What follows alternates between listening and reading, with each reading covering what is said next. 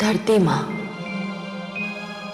भगवान श्री विष्णु ने जब ये कहा कि अमृत पाने के लिए सागर मंथन आवश्यक है, तो वास्तव में वे ये कह रहे थे कि अपने गुणों और अवगुणों को जानने के लिए जीवन और मन का मंथन आवश्यक है। और श्री विष्णु का ये कथन आज भी उतना ही सार्थक है जितना कल था। और इस मंथन के लिए विरोधियों की सहायता भी लेनी पड़े तो उसमें संकोच नहीं करना चाहिए। विरोधियों के विचारों को केवल ये समझकर रद्द कर देना उचित नहीं कि ये विचार उनके हैं जो हमें अच्छे नहीं लगते। देवराज इंद्र किस प्रकार ये महान कार्य संपन्न करते हैं और दानवों को किन तर्कों से उनके विचार बदलने पर विवश करते हैं, इसकी प्रतीक्षा मैं भी कर रही हूं। अमृत वो अनमोल वस्तु है जिसे पीकर हम सब मृत्यु पर विजय पा सकते हैं। जिसको पीने वाला अमर हो जाता है, मृत्यु उसके निकट भी नहीं आ सकती। मृत्यु तो यूं भी मेरे शिष्यों के निकट नहीं आ सकती है देवराज। आ भी जाए तो उल्टे पांव लौट जाती है। आप भूल रहे हैं कि मेरे पास संजीवनी मंत्र है। दैत्य गुरु शुक्राचार्य, आप महान विद्वान हैं, महाज्ञानी हैं। संजीवनी मंत्र ने आपको इतना शक्तिशाली बना दिया है कि कोई आपके समक्ष सिर नहीं उठा सकता। फिर भी क्या मैं आपसे एक बात पूछ सकता हूं? अवश्य पूछिए देवराज, मैं आपको निराश नहीं करूंगा। यह सत्य है कि संजीवनी मंत्र के कारण दानव मृत्यु के भय से मुक्त हो चुके हैं। उन्हें मृत्यु आ भी जाए तो आप उन्हें पुनर्जीवन प्रदान कर देंगे। परंतु यदि आपको कुछ हो गया तब क्या होगा दैत्य गुरु? आप कहना क्या चाहते हैं देवराज? यही कि यदि दानव मर जाएं तो संजीवनी मंत्र उन्हें जीवित कर देगा, पर यदि मृत्यु ने आप पर आघात कर दिया तो आपको कोई जीवित न कर सकेगा, संजीवनी मंत्र भी नहीं।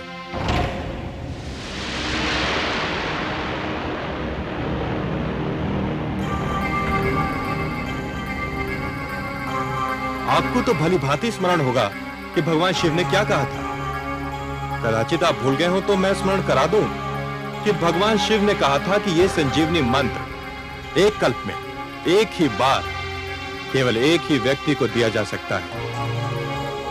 इसका अर्थ यह हुआ दैत्य गुरु कि यह खेल उसी समय तक सीमित है जब तक आप हैं। यदि आपको कुछ हो गया तो आप यह मंत्र किसी और को नहीं दे सकते कि आपकी मृत्यु की स्थिति में वो आपको पुनर्जीवित कर दे। और हे दानवराज,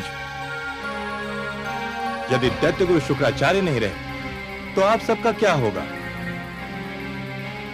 आप सब भी एक एक करके मृत्यु की गोद में समाते जाएंगे। केवल अमृत ही हम सबको मृत्यु से बचा लेगा।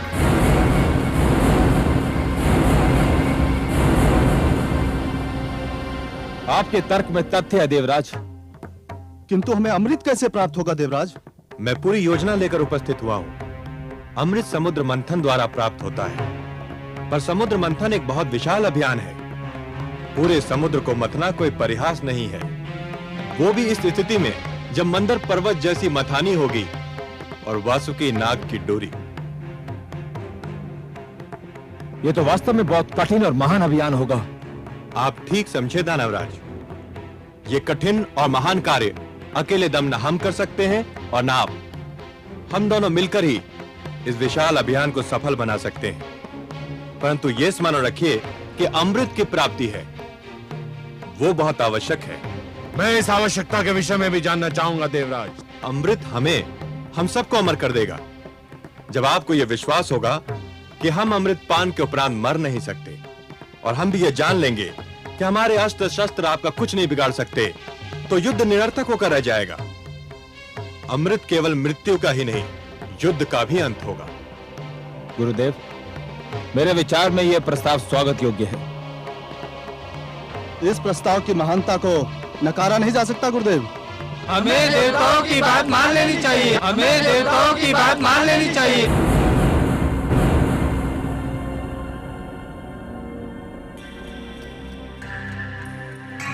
देवताओं से यह आशा रखना कि वो सद्भावना के कारण हमसे सहयोग और समझौता चाहते हैं, मरुस्थल से यह आशा रखने के समान है कि वो मधुवन में बदल जाएगा।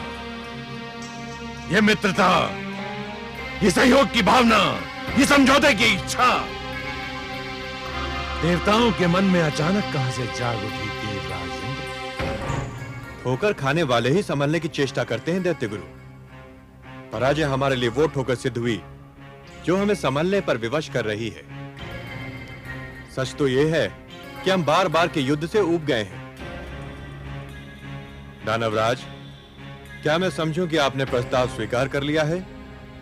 मुझे देवताओं पर तनिक भी विश्वास नहीं है, परंतु देवराज आपके इस तर्क ने मुझे निरुत्तर कर दिया है कि मैं संजीवनी मंत्र से सबको जीवित कर सकता हूं, परंतु स्वयं को नहीं। मेरी मृत्यु की स्थिति में मेरे शिष्यों का भविष्य अंधकार में डूब जाएगा। अपने शिष्यों के हित के लिए मुझे आपका प्रस्ताव स्वीकार करने में कोई आपत्ति नहीं है।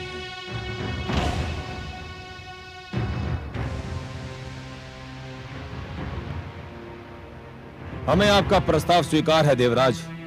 हम आपको सहयोग देंगे।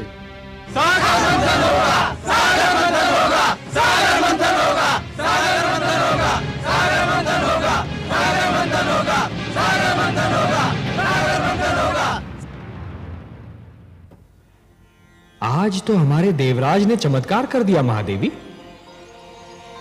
जिस प्रकार ज्वार के समय समुद्र की लहरें तट को तोड़कर आगे निकल जाती हैं, उसी प्रकार आज देवराज इंद्र के तर्क दानवों की बुद्धि के आगे निकल गए। जैसे सूर्य दीपक की महत्ता को कम कर देता है, वैसे ही आज देवराज ने दैत्य गुरु शुक्राचार्य को निरुत्तर कर दिया। जिस युद्ध को देवराज हार चुके थे, उसी युद्ध को उन्होंने दानवों की सभागार में जीत लिया। उन्होंने यह सिद्ध कर दिया देवी कि युद्ध केवल रणक्षेत्र में नहीं होता, विवाद क्षेत्र में भी होता है, और उसे विवाद क्षेत्र में जीता भी जा सकता है। भोर समय का भूला सांझ पड़े घर लौट आए तो उसे भूला नहीं कहते। लगता है देवराज वास्तव में ठोकर खाकर संभल गए हैं। आज तो उन्होंने दैत्य गुरु शुक्राचार्य जैसे विद्वान को भी तर्कहीन कर दिया।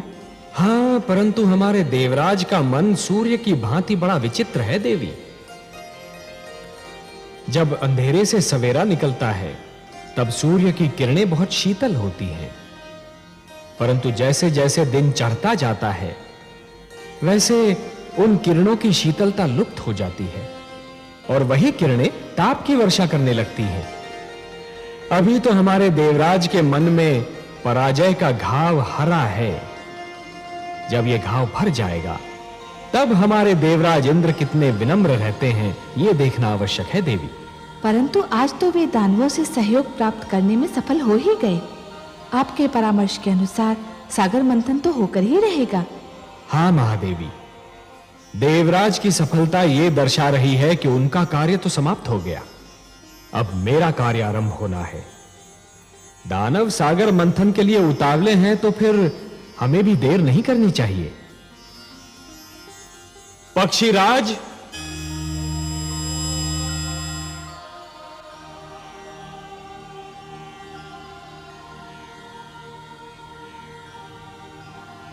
आज्ञा है लक्ष्मीपति। पक्षीराज, आप हमारे सुदर्शन के साथ मंदर पर्वत पर जाइए। जो आज्ञा देवेश्वर।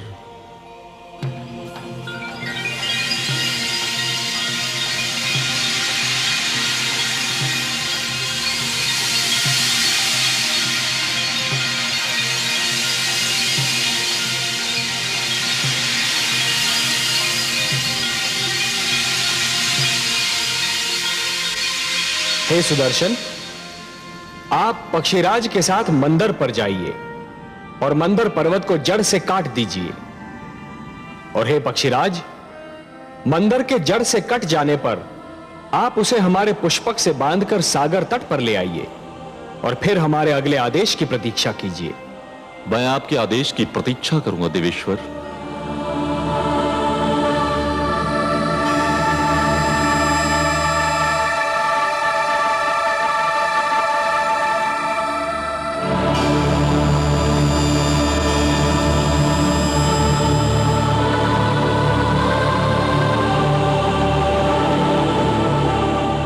हे सुदर्शन, आप अपने कार्य का शुभ आरंभ कीजिए।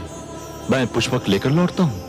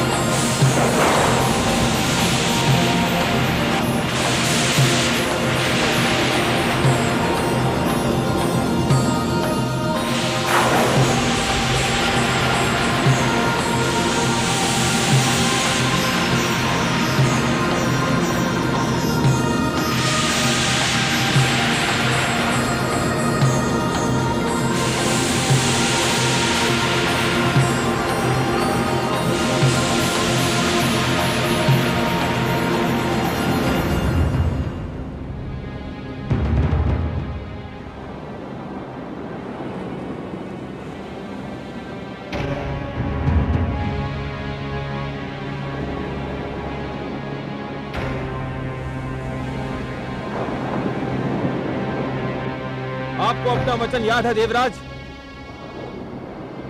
आपने कहा था सागर मंथन से जो भी निकलेगा वो आपके और हमारे मध्य समानता से बांटा जाएगा। हमने यही निश्चित किया था दानवराज, और हम अब भी अपने वचन पर अडिग हैं। तो फिर ठीक है, सागर मंथन का शुभारंभ होगा। पक्षीराज जैसे ही मंदर पर्वत लेकर आएंगे, मंथन आरंभ कर दिया जाएगा।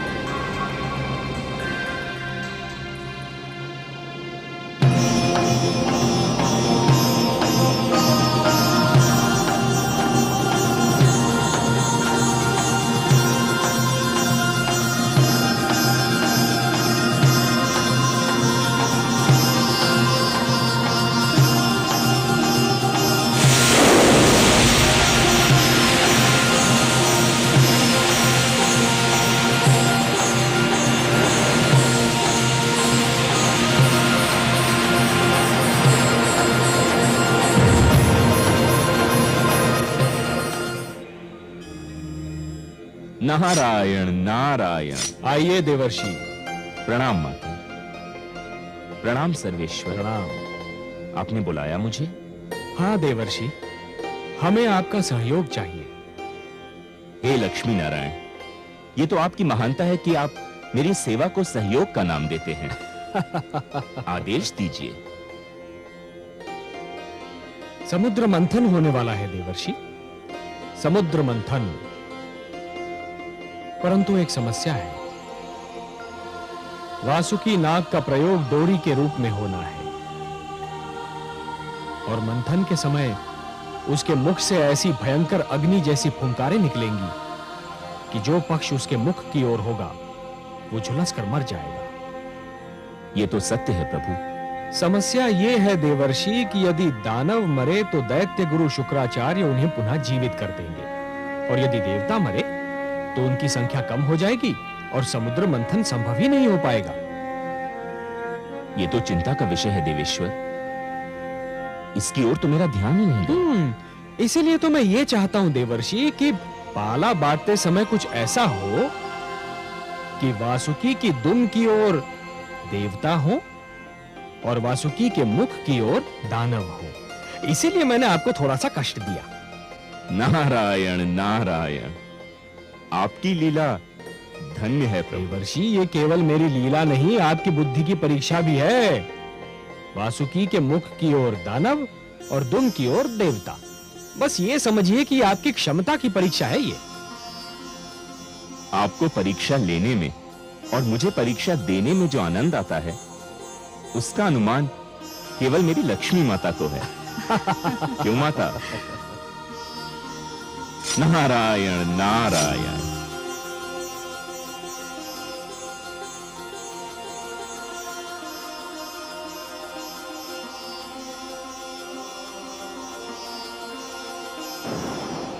नहीं देवराज, हम दुम का छोर पकड़ेंगे और तुम देवतागण मुख की ओर रहोगे।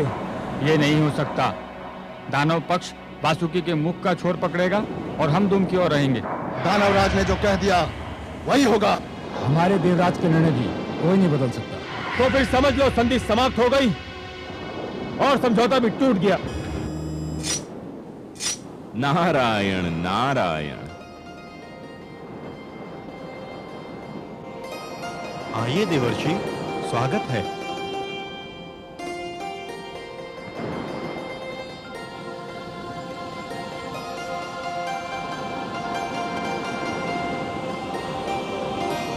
वातावरण का ताप बहुत बढ़ा हुआ दिख रहा है। किस विवाद ने ताप को बढ़ा दिया है?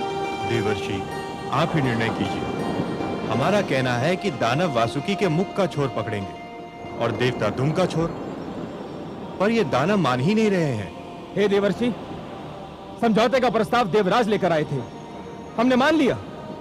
अब हम प्रस्ताव रख रहे हैं तो देवराज क्यों नहीं मानते? उचित है, सर्वथा उचित है। देवराज, दानवराज का तर्क बुद्धिसंगत है। ये आप क्या कह रहे हैं देवर्षि? आप तो दानवों का पक्ष ले रहे हैं। मैं पक्ष नहीं ले रहा हूं देवराज, मैं तो वही कह रहा हूं जो न्याय संगत है। हे देवराज, शरीर में मुख श्रेष्ठ होता है या पांव? 100% मुख। वो ऊपर होता है, ऊंचा होता है, शरीर की पहचान बताता है। तो फिर तो श्रेष्ठ की ओर उसी को ही होना चाहिए जो स्वयं भी श्रेष्ठ हो। क्या कहना चाहते हैं आप देवर्षि?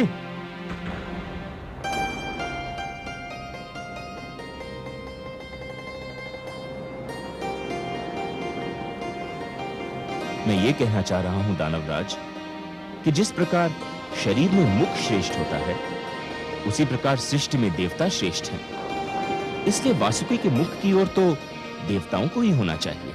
आप हमारा अपमान कर रहे हैं देवर्षि।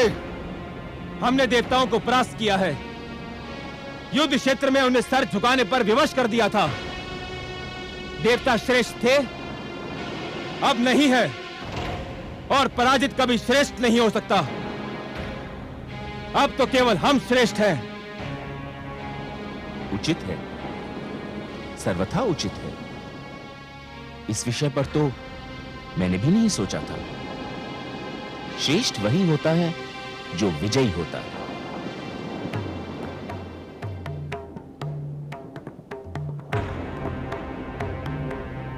हे देवेंद्र, अब इस कटु सत्य को मान ही लीजिए कि विजयी होने के कारण दानव श्रेष्ठ हो चुके हैं।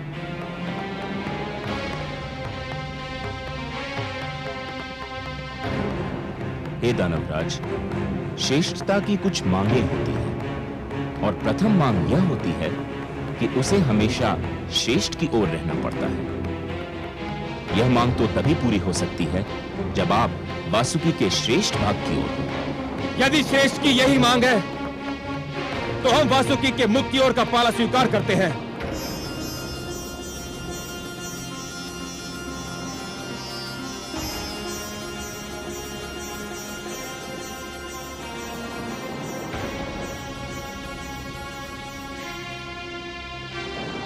आप वास्तव में श्रेष्ठ हैं दानवराज।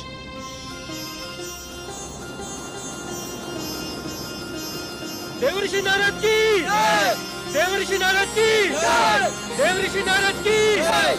नारायण नारायण। नारद के इस खेल से दानव थे अनजान, जीत हुई फिर ज्ञान की, हार गया अज्ञान। सागर मंथन के लिए दोनों दल तैयार, लेकिन क्या हो पाएगा देवों का उद्धार।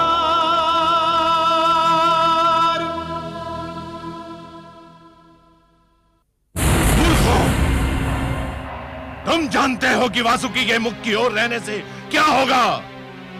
उसके मुख से ज्वाला के रूप में पुंकारें निकलेंगी और तुम सब झुलस कर रह जाओगे।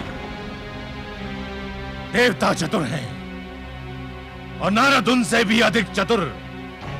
उन्होंने तुम्हें श्रेष्ठ कहकर तुम्हारी प्रशंसा कर दी और तुम उनके जाल में फंस कर रह गए।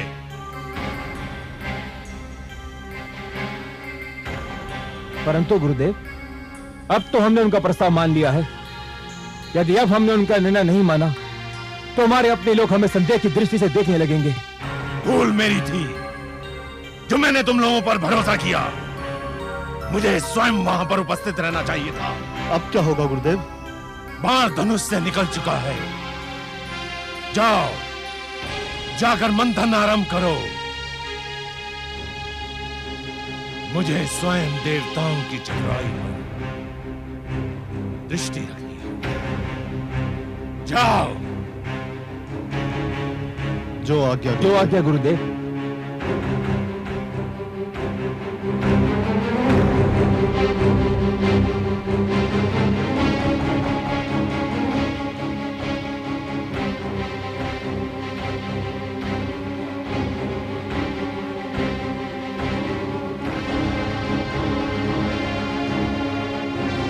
सर्वानु,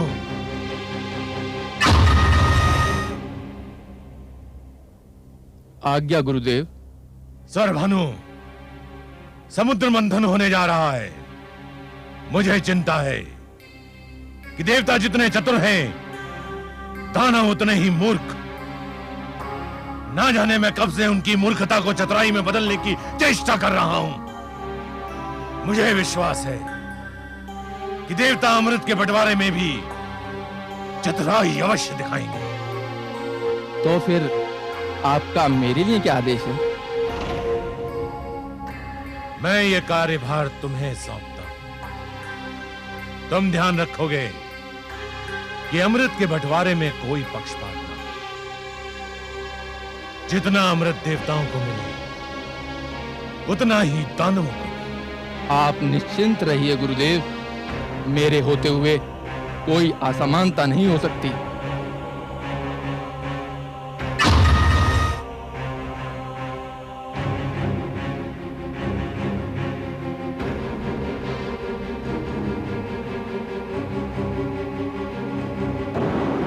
हे पक्षीराज,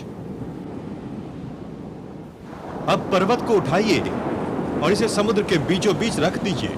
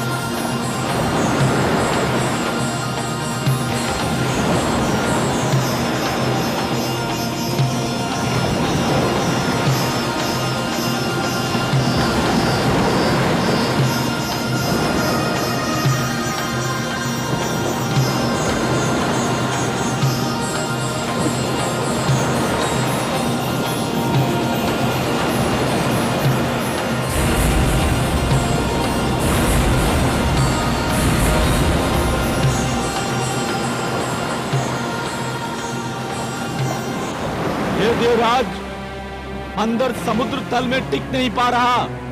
यदि इसे समुद्र के नीचे कोई ठोस वस्तु ना मिली तो ये डूब जाएगा। इसे कोई ठोस आधार चाहिए। तो फिर मंथन कैसे होगा देवराज? कोई उपाय तो करना ही होगा। हम इतने बड़े आकार की कोई ठोस वस्तु कहाँ ढूंढने जाएंगे जिस पर मंदराचल टिक सके? मेरी तो बुद्धि काम नहीं करती। हमें कोई ठोस चट्टान तो ढूंढनी ही होगी। ये जटिल कार्य तो आप देवताओं को ही सुहाएगा। हमें अनुमति दीजिए। दानवराज ठीक कह रहे हैं, हमारे पास नष्ट करने को समय नहीं है। चलो दानवीरो, हो चुका सागर मंथन। ठहरिए दानवराज। देवराज, हम ठहर कर क्या करेंगे?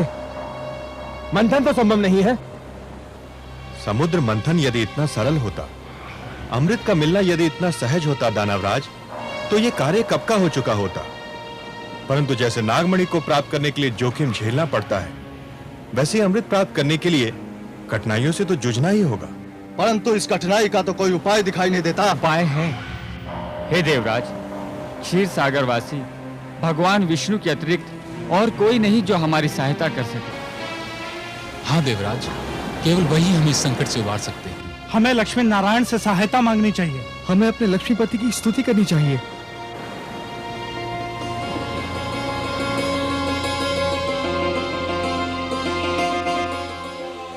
ये धरती से पुकार उठ रही है। मुझे बुलाया जा रहा है। हाँ कमल नयन, संकट बढ़ रहा है। मंथन असंभव सा लगने लगा है। और यदि मंथन नहीं हुआ तो जीवन संकट में घिर जाएगा। देवता अमृत से वंचित रह जाएंगे और दानव संस्कृति की जीत हो जाएगी। परंतु हे कमल नयन, मंथन कैसे होगा? मंदराचल तो समुद्र में डूबा जा रहा है। उसे स्थिर करने के लिए कोई महान ठोस वस्तु मिलेगी कहां से भला? प्रिय, मैं धरती और जीवन का पालक हूं। धरती और जीवन की रक्षा करना मेरा कर्तव्य है। मैं मंदराचल को अपनी पीठ पर रोक लूंगा। आप मंदराचल को अपनी पीठ पर रोकेंगे? हाँ प्रिय, मैं कूर्म का रूप धारण करूंगा। यह मेरा कूर्मा अवतार होगा। दूसरा अवतार, मंदर पर्वत मेरी पीठ पर टिक जाएगा और फिर समुद्र मंथन में कोई कठिनाई ही नहीं होगी। परंतु हे कमल नयन, आपने तो कहा था कि आप मानव लोक पर उसी समय जाएंगे जब मानव कल्याण को कोई संकट होगा। ये तो देवताओं और दानवों का झगड़ा है। इसमें हस्तक्षेप करने के लिए आपको अवतार लेने की क्या आवश्यकता है? हे महादेवी, मैंने कहा ना कि यदि सागर मंथन नहीं हुआ तो दानव संस्कृति जीत जाएगी। और यदि दानव संस्कृति जीत गई तो सर्वप्रथम मानव संस्कृति को मिटा देगी। देवता उनके आगे नहीं टिक पा रहे तो मानव कहां से ठहरेगा? वो तो और भी दुर्बल है। और इसीलिए यह देवताओं और दानवों के झगड़े से अधिक मानव कल्याण का प्रश्न है। मुझे जाना ही होगा। और मैं, क्या मेरे भाग्य में फिर वियोग की घड़ियां लिखी हैं?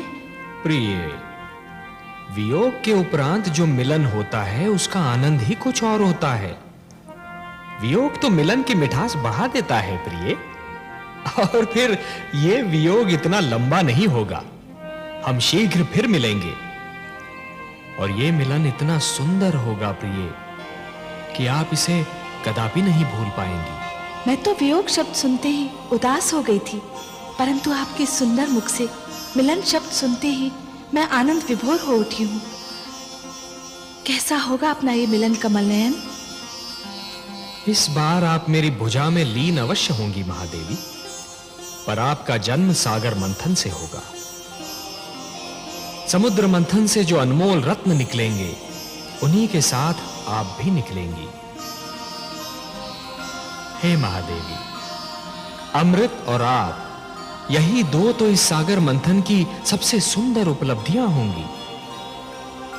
आप प्रेम का प्रतीक हैं, ममता का स्वरूप है, और जीवन के लिए प्रेम और ममता अमृत से कम नहीं देवी। सत्य पूछिए तो प्रेम और ममता तो अमृत से भी कहीं अधिक सुंदर और महान है। अमृत तो केवल देवताओं के लिए होगा देवी। परंतु आप इस सागर मंथन की सबसे महानतम उपलब्धि होंगी, क्योंकि आप ही मानव कल्याण का सर्वश्रेष्ठ साधन बनेंगी।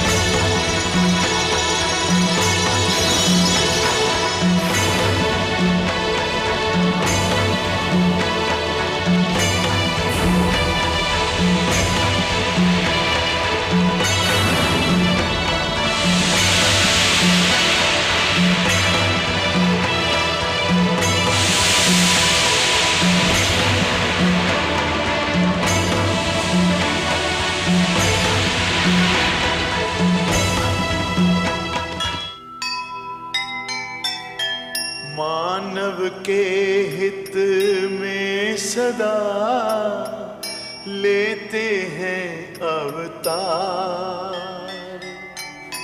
सागर मंथन का लिया नारायण ने भार, लीलाधर भगवान की लीला बड़ी अनूप,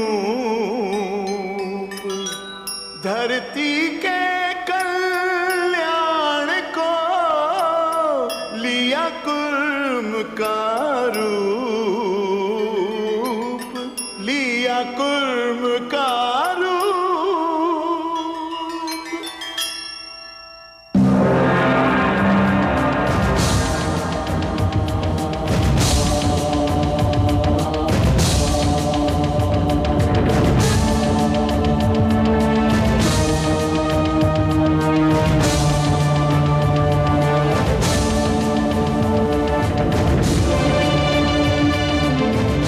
हे देवगण, तुमने मुझे पुकारा, मैं आ गया हूं।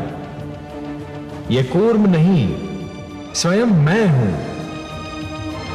मैं सागर तल में जा रहा हूं देवगण।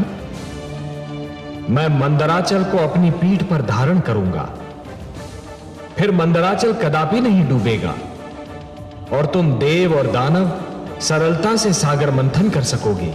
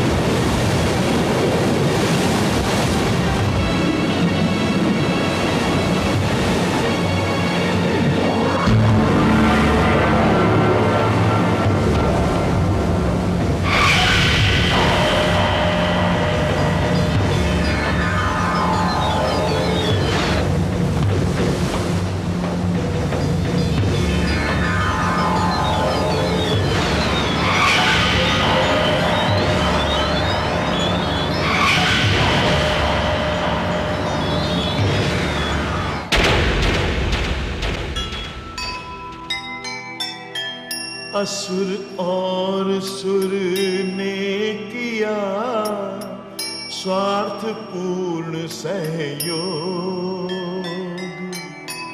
मन का होता मेल तो होता शुभ संयोग। सागर मंथन चल रहा, हलचल हुई अपार।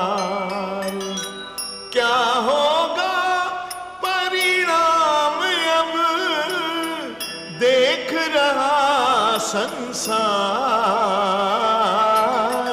देख रहा संसार।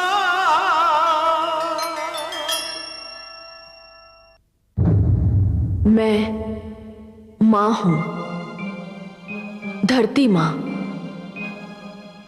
श्री विष्णु ने पहले देवराज इंद्र और फिर देवर्षि नारद को यह संकेत देकर कि विरोधियों को कैसे तर्कहीन किया जा सकता है और उन्हें किस प्रकार वो कार्य करने पर भी तैयार किया जा सकता है जो वो करना ना चाहते हों, वास्तव में कूटनीति की परिभाषा बता दी। इसी के साथ यह भी सिद्ध हो गया कि युद्ध केवल युद्ध क्षेत्र में नहीं जीता जाता। विवेक और नीति से कार्य लिया जाए तो युद्ध बातचीत द्वारा भी जीता जा सकता है। दानवों को संजीवनी मंत्र के होते अमृत की कोई आवश्यकता नहीं थी, परंतु श्री विष्णु के परामर्श से देवराज ने अमृत के पक्ष में ऐसे तर्क दिए कि दानवों को विश्वास हो गया कि अमृत संजीवनी मंत्र से भी अधिक मूल्यवान है और वे मंथन के लिए सहयोग देने पर तैयार हो गए। इस विराट मंथन के कारण सागर के गर्भ में छिपी क्या क्या विचित्र और अनमोल वस्तुएं निकलेंगी, ये जानने के लिए मैं बहुत उत्सुक हूं।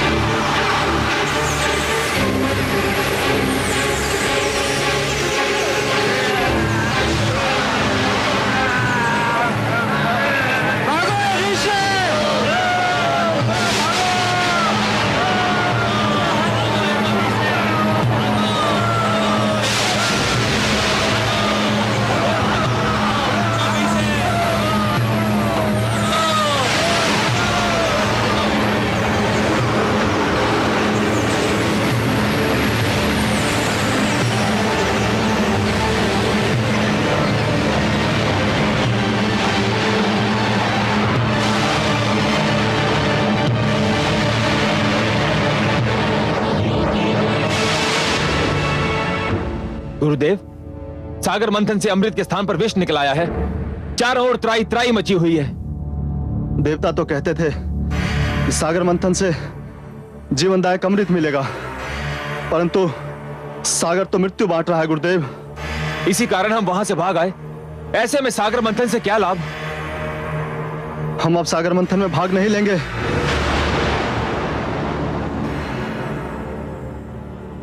मूर्खता मत दिखाओ। तुमने ये कैसे मान लिया कि सागर मंथन से केवल अमृत निकलेगा, और वो भी सबसे पहले? मूर्खों, इस मंथन से अनेक ऐसे पदार्थ, अनेक ऐसे रत्न निकलेंगे जिसकी किसी ने कल्पना भी ना की होगी। परंतु गुरुदेव, अभी तो सागर तट पर जाना मृत्यु को निमंत्रण देना होगा।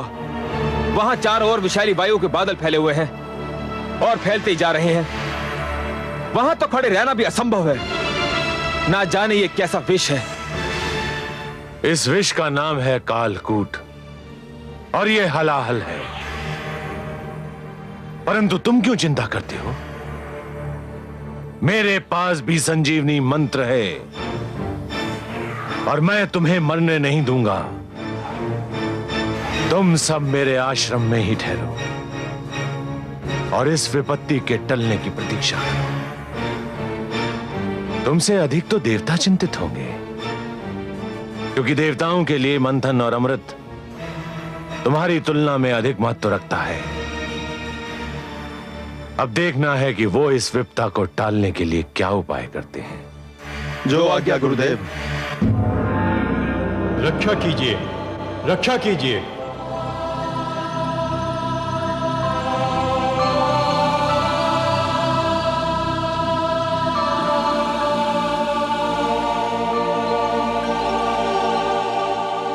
रक्षा कीजिए हे त्रिलोकीनाथ, आपकी सृष्टि संकट में है।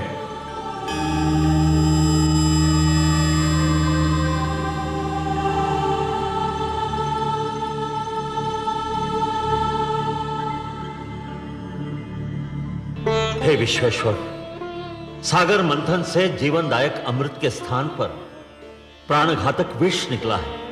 सृष्टि में हाहाकार मचा है। हे आदि प्रजापति, हे देवगण, जीवन को अमर बनाने के लिए मृत्यु से हर पग पर टकराना तो अवश्य पड़ता है। इसी संघर्ष में तो जीवन का सौंदर्य निहित है। जब शिशु माता के गर्भ में होता है तो उसे हर क्षण मृत्यु से संघर्ष करना पड़ता है।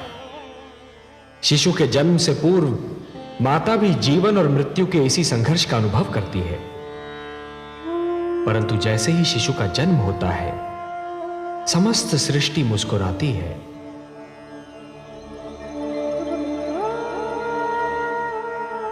यदि अमृत की प्राप्ति इतनी सरल होती देवगण, तो जीवन और मृत्यु का यह संघर्ष और उसकी यह कथा कब की समाप्त हो चुकी होती।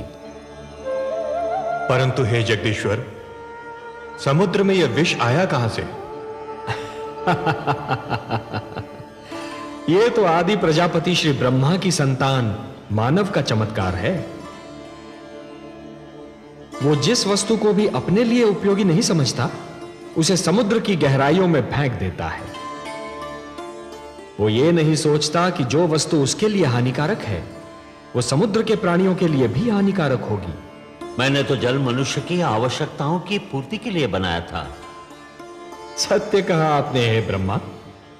जल का तो अर्थ ही है जीवन, परंतु मनुष्य ने उसे व्यर्थ और हानिकारक वस्तुओं का भंडार बना दिया है।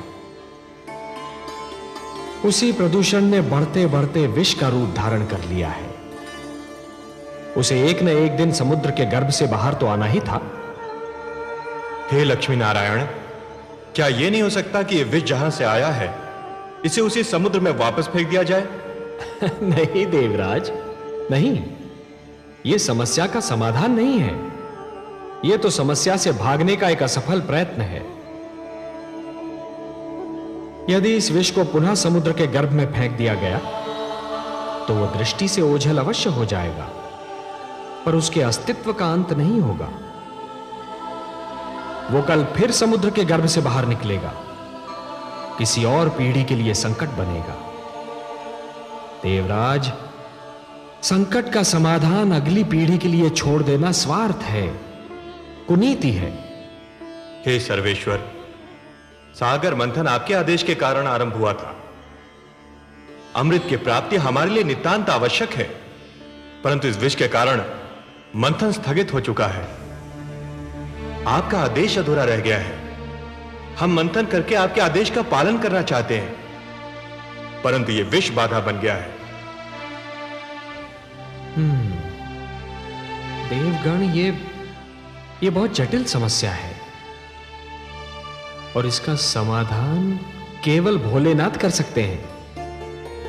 मैं देख रहा हूं कि इस संकट का निवारण केवल उन्हीं के पास है। चलिए, मैं भी आप सबके साथ उनकी सेवा में चलता हूं।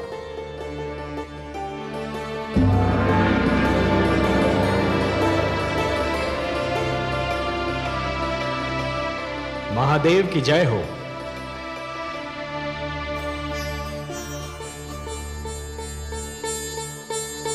मेरे अहोभाग्य, आज कैलाश धन्य हो गया।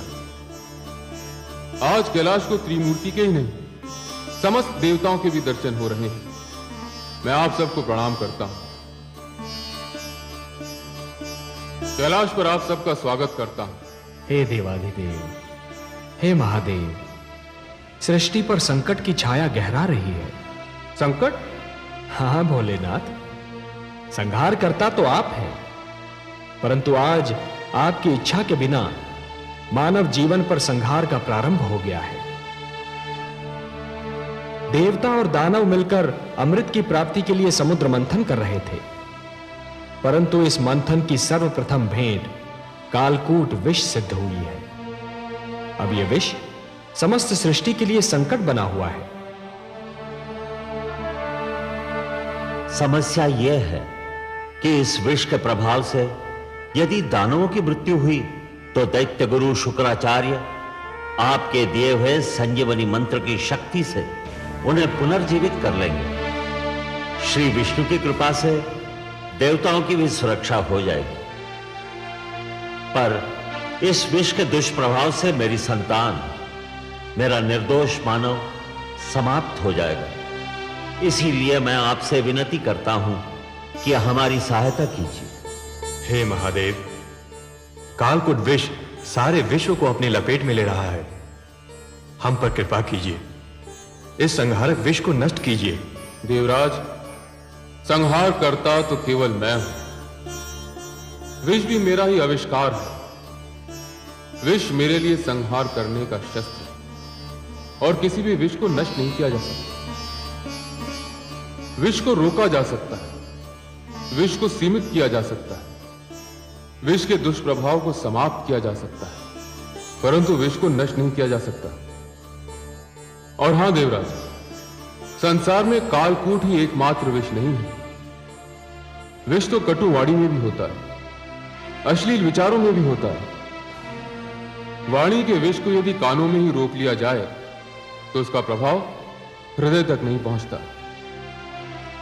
और अश्लील विचारों के विष को यदि मस्तिष्क में प्रवेश न करने दिया जाए तो वो चरित्र को हानि नहीं पहुंचा सकता।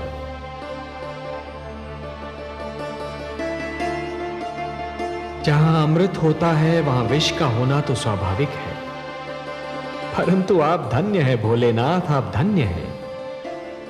कालकूट विष का प्रभाव तो आपके सुंदर तर्क ने ही कम कर दिया। अब शेष समस्या का समाधान भी आप ही निकालेंगे।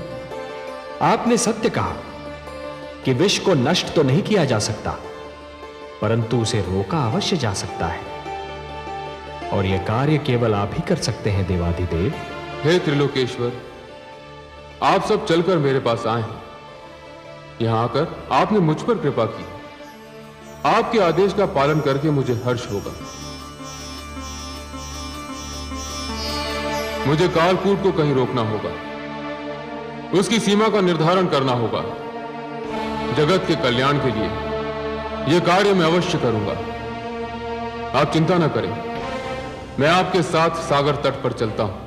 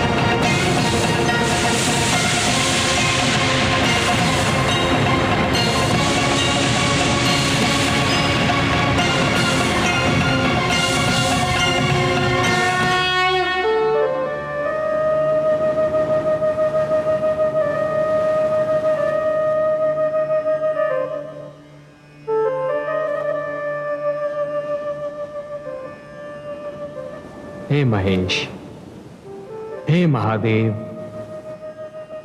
आज आपने कालकूट विष के प्रभाव से सारे संसार को बचा लिया।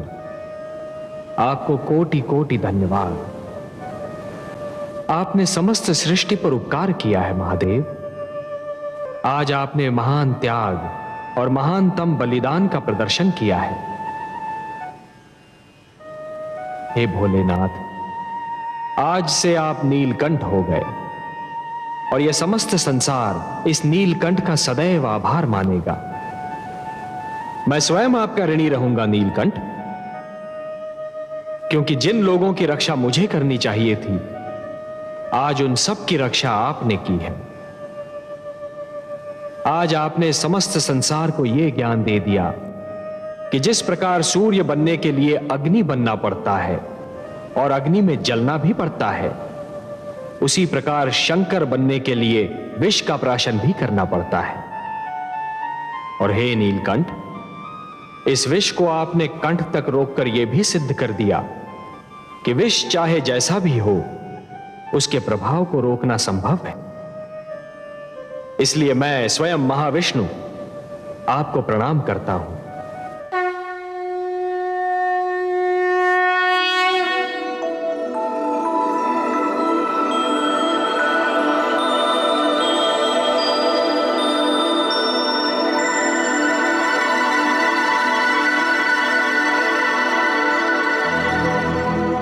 सबकी रक्षा के लिए किया आज विष पान। देवों के भी देव हैं नीलकंठ भगवान। देवों के भी देव हैं नीलकंठ भगवान।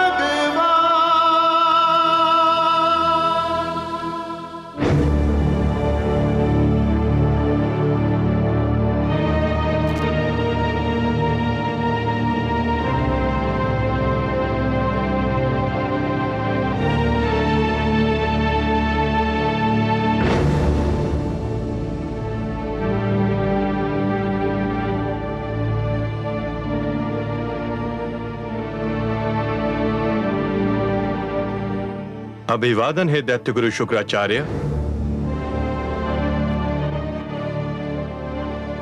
कालकूट का संकट टल गया। श्री शिव शंकर ने कृपा की और उसे अपने कंठ में रोक लिया।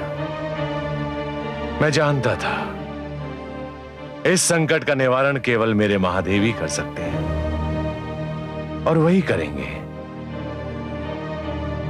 जय भोलेनाथ। तो अपने शिष्यों को सागर तट पर चलने की आज्ञा दीजिए। रुका हुआ सागर मंथन पुनः आरंभ होना है। अवश्य देवराज, अवश्य। आप चलिए, मेरे शिष्य थोड़े समय में आपसे आ मिलेंगे। तो सागर तट पर पुनः भेंट होगी।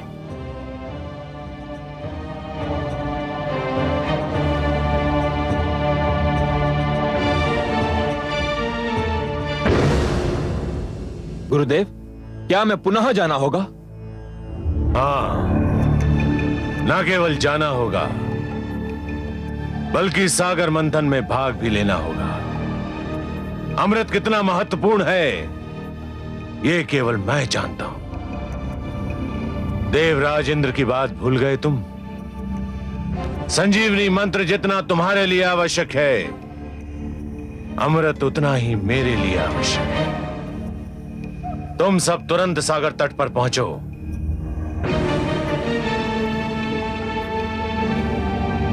स्वर भानु, तुम मेरे शिष्यों के साथ जाओ और मेरे आदेश को ध्यान में रखकर उनकी हर क्रिया पर दृष्टि रखो। जो आज्ञा गुरुदेव।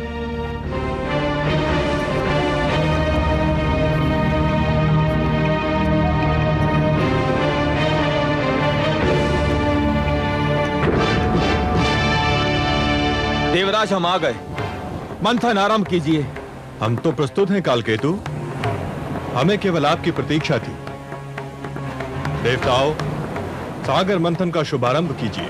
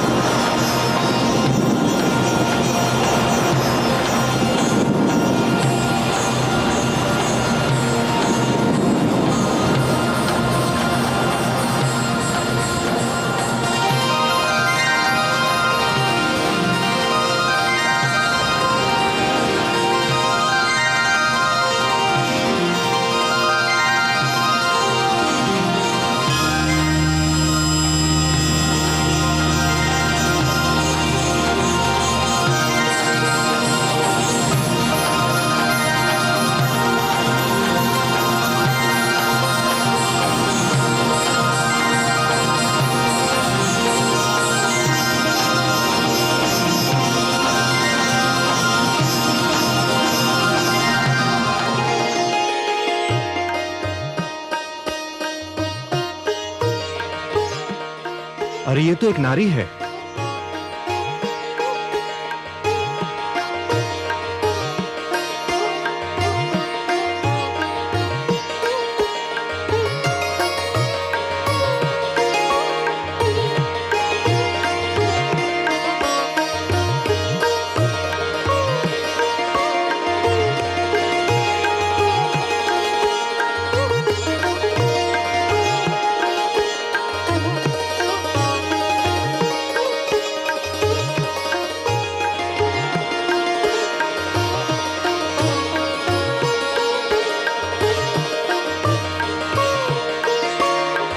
हर्षल, इतनी सुंदर नारी कभी देखी थी पहले? नहीं दानवराज, ये तो कोई स्वर्ग की अप्सरा दिखाई पड़ती है। मूर्ख हो तुम। स्वर्ग की अप्सराएं तो इसके पांव की धूल के समान होंगी। तनिक इसका रूप तो देखो। मुख है कि पूनम की रात्रि का चंद्रमा, आंखें हैं या मद की कटोरी, कपोल है कि लाल कमल के पुष्प, अधरों की लालिमा उषा को लजा रही है, कंधों पर काले केशों की घटा लहरा रही है, मुस्कुराती है तो हृदय पर बिजली गिराती है, चलती है तो पुष्पों से भरी डाली लचक जाती है। हर्षल, इसने तो मेरा मन विचलित कर दिया है। तो फिर आप घोषणा कर दीजिए महाराज कि इस सुंदरी पर केवल आपका ही अधिकार होगा। इस सुंदर नारी पर हमारा अधिकार है देवराज। कदापि नहीं। क्यों? निर्णय तो यही हुआ था, मंथन से जो भी वस्तु निकलेगी वो देवताओं और दानवों में आदि आदि बांट दी जाएगी। हाँ, यही निर्णय हुआ था, किंतु ये वस्तु नहीं है, प्राणी है, नारी है, स्त्री है। इसका विभाजन नहीं किया जा सकता। मैं कब कहता हूं कि इसका विभाजन किया जाए? मैं स्वयं इसे इसी रूप में प्राप्त करना चाहता हूं जिस रूप में दिखाई दे रही है। निर्णय बहुत सरल है देवराज, यह सुंदरी हमें दे दो। इसके उपरांत मंथन से जो भी निकलेगा वो तुम देवतागण ले लेना। दानवराज बिल्कुल ठीक कह रहे हैं। ये केवल नारी और सुंदरी नहीं है, देवी है। और देवी केवल देवताओं की संगति में रह सकती है, दानवों की संगति में नहीं। तुम हट कर रहे हो देवराज। यह हट का नहीं, सिद्धांत का प्रश्न है। यह देवी तुम्हें नहीं दी जा सकती। तो फिर हम समझौते के अंत की घोषणा करते हैं देवराज। हम समझौता समाप्त नहीं करना चाहते, परंतु यदि यही एक मार्ग रह गया है तो हमें स्वीकार है। समझौते के अंत का दूसरा अर्थ समझते हो देवराज? समझौते का अंत युद्ध का आरंभ होता है। अब हमारी भेंट युद्ध क्षेत्र में होगी। आपकी इच्छा दानवराज, तुम हमें युद्ध के लिए तैयार पाओगे।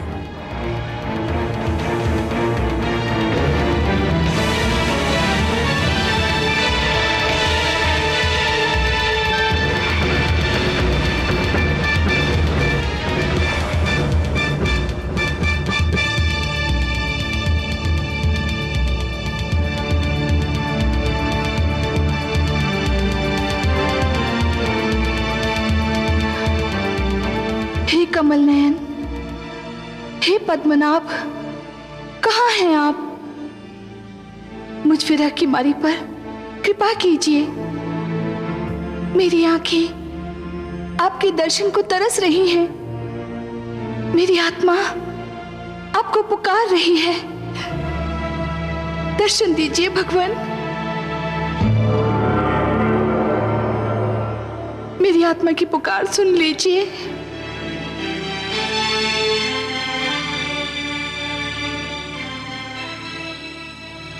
महादेवी, कमल नयन, आपने हमें पुकारा, हम आ गए आपके पास। कमल नयन, आपने मुझे अपनी भुजाओं में ग्रहण करते समय कहा था कि इस बार हमारा मिलन बहुत ही मधुर होगा।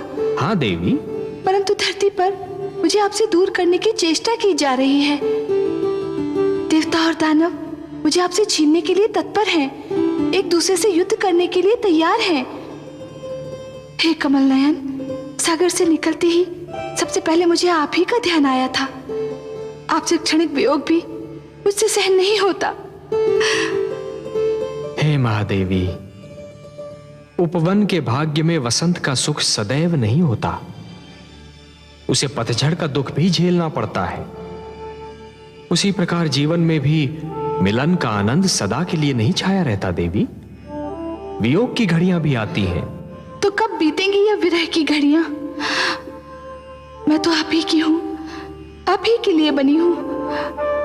आपसे दूर रहने का विचार भी मुझसे सहन नहीं होता। हे महादेवी, इस बार आप मंथन में सागर पुत्री के रूप में जन्मी है, इसलिए आप धरती के नियमों के अधीन हैं। मैं इन नियमों को तोड़ नहीं सकता देवी। धरती के सारे प्राणियों की भांति आपके भाग्य विधाता भी ब्रह्मा है। आपके भाग्य में क्या लिखा है ये तो केवल वही बता सकते हैं। तो मैं ब्रह्मा जी के पास जाऊंगी, उनसे पूछूंगी कि मुझ पे ये अत्याचार क्यों किया जा रहा है, मुझे अपने नारायण से क्यों दूर किया जा रहा है।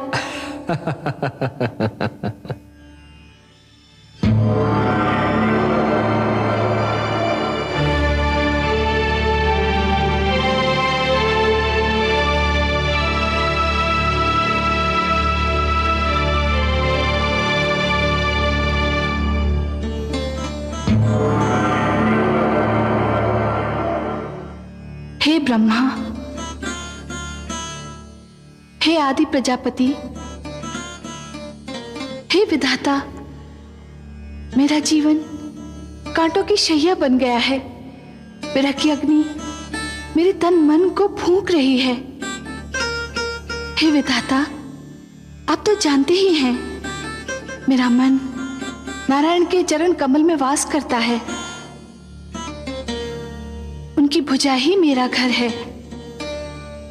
उनके सुंदर मुख को निहारना मेरी पूजा है। उनसे दूर बीता एक पल मेरे लिए युग के समान है। फिर मुझे उनसे दूर क्यों किया जा रहा है? सागर तट पर मेरे लिए युद्ध की घोषणा कर दी गई है। आपके लिए युद्ध की घोषणा? हाँ विधाता, मेरे लिए युद्ध घोषित किया गया है। देवता और दानव मेरे लिए झगड़ रहे हैं। देवता चाहते हैं कि मैं उनकी संगति में रहूं और दानवों की इच्छा है मैं उनकी संपत्ति बन जाऊं। हे विधाता, आपने मेरे भाग्य में क्या लिख दिया जो ये अत्याचार मुझ पर हो रहा है? हे देवी, अवश्य ही ये अत्याचार है, परंतु मैंने आप ही के लिए नहीं, हर नारी के लिए एक नियम बनाया है। वो नियम यह है कि नारी पर उसकी इच्छा जाने बिना कोई अपना अधिकार नहीं जमा सकता। पर वे जमा रहे हैं अधिकार। वे भ्रम में हैं, वे मेरे नियम को तोड़ रहे हैं। मैं ऐसा नहीं होने दूंगा। चलिए, मैं आपके साथ चलता हूं, उनका भ्रम दूर करता हूं।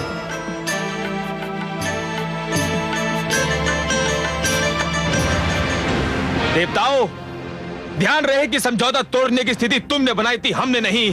हम तो अब भी कहते हैं सागर मंथन से जन्मी सुंदरी हमें दे दो, हमारा समझौता बना रहेगा।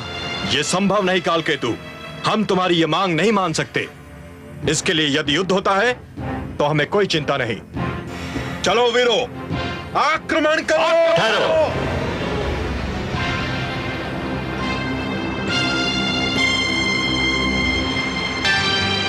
दोनों पक्ष इस नारी को प्राप्त करने के लिए झगड़ रहे हैं, पर किसी पक्ष ने इस नारी से यह पूछने का कष्ट किया कि स्वयं इसकी इच्छा क्या है? यह नारी की इच्छा का प्रश्न नहीं है ब्रह्मदेव, यह समझौते के सिद्धांत के आदर का प्रश्न है। नहीं, यह हर स्त्री के अधिकारों का प्रश्न है। अपने लिए किसी को स्वीकार या अस्वीकार करने का निर्णय केवल नारी कर सकती है। स्त्री कोई वस्तु नहीं जिसे बांट लिया जाए। समुद्र मंथन से निकली ये नारी मेरी सहोदरा है, मेरी बहन है। ये सागर पुत्री किसे स्वीकार करेगी, इसका अधिकार मैं इसी को देता हूं। आज मैं एक नई प्रथा के शुभारंभ की घोषणा करता हूं। यह स्वयंवर की प्रथा होगी। स्वयंवर? स्वयंवर? हाँ, स्वयंवर, जो हर नारी का अधिकार होगा। अपनी इच्छा से अपनी पसंद का वर चुनने का अधिकार।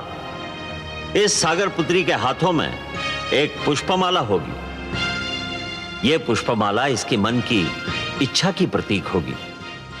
फिर यह सागर पुत्री जिसके गले में यह माला डाल देगी, समझा जाएगा उसी को इसने अपना वर चुन लिया। मैं समस्त देवता और दानव समाज को इस सागर पुत्री के स्वयंवर समारोह में भाग लेने का निमंत्रण देता हूं।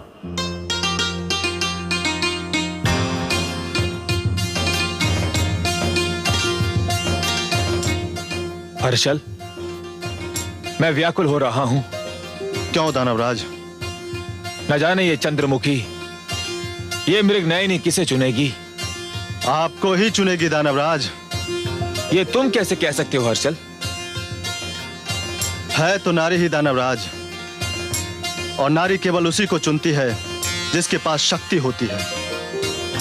भुजाओं की शक्ति या धन की शक्ति, और ये दोनों ही शक्तियां आपके पास हैं। दानवराज, आपने देवताओं को परास्त किया है। नारी विजय का हाथ छोड़कर पराजय का हाथ कदापि नहीं थामती। आप विश्वास रखिए दानवराज, यह सुंदरी केवल आपको ही चुनेगी।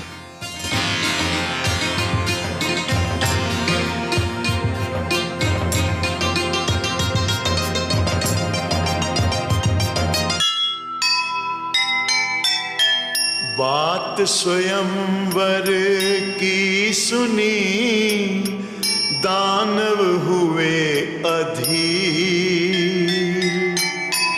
जिसको चुन ले सुंदरी, परम धन्य वह वीर।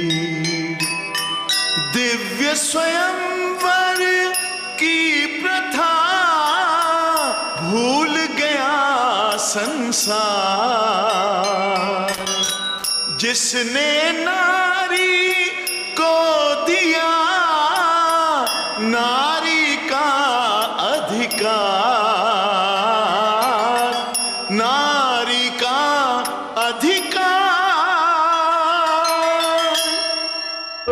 सुने